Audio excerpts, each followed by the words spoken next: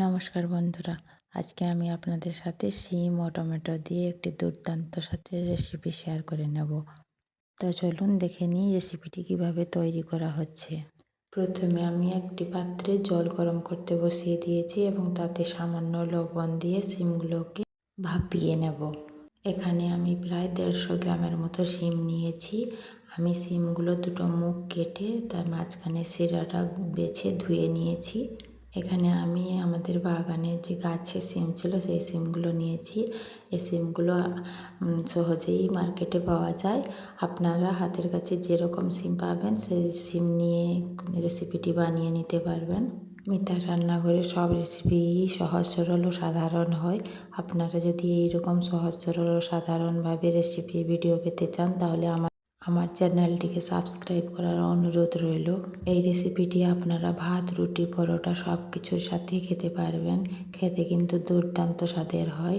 আমি এদিকে একটু 1 চামচ সাদা জিরে এবং একটু কালো জিরে শুকনো খোলায় ভেজে তুলে নিয়েছি এবং একটাকে গুঁড়ো করে নিচ্ছি। 1-2 মিনিটের মতো শিমগুলো গরম জলে ভাপানো হয়ে গেছে। এবার শিমগুলোকে তুলে নেব।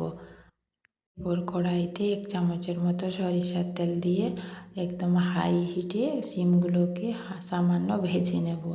আমরা যেভাবে শিম ভাজা করে খাই অতটা পরিমাণে ভাজবো না, কিন্তু হালকা পরিমাণে ভেজে তুলে নেব।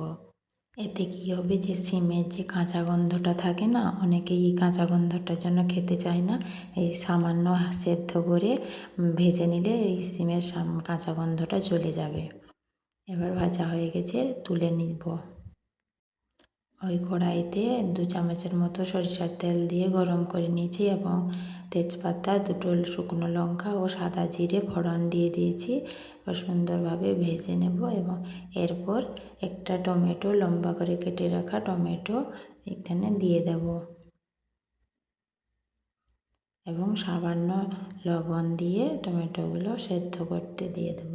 একবার হলেও আপনারা এইরকম শিম ও টমেটো দিয়ে রেসিপিটি বানিয়ে দেখতে পারেন। খেতে কিন্তু দুর্দান্ত স্বাদের হয়।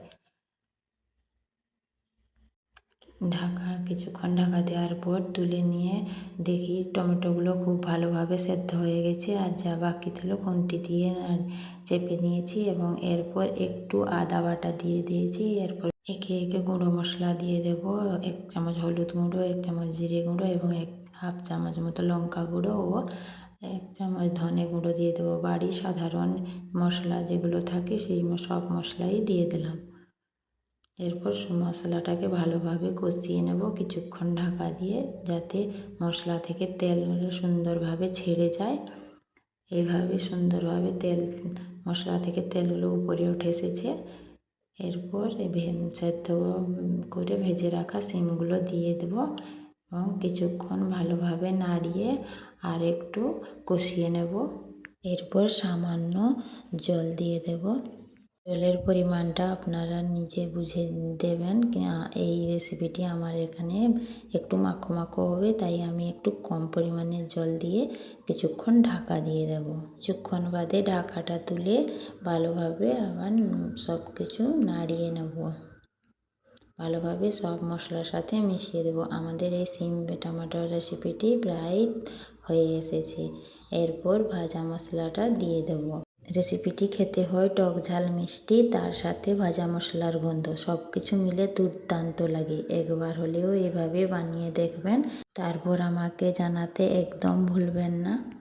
আমাদের শিম টমেটোর রেসিপিটি তৈরি হয়ে গেছে। দেখুন কতটা লোভনীয় লাগছে। ভিডিওটি ভালো লাগলে একটা লাইক এবং শেয়ার করে দেবেন। আজকের ভিডিও এই পর্যন্ত। আবার দেখা হবে আর একটি নতুন রেসিপি ভিডিও নিয়ে। ততক্ষণে আপনারা ভালো থাকবেন, সুস্থ থাকবেন, সাবধানে থাকবেন। জয় শ্রীকৃষ্ণ।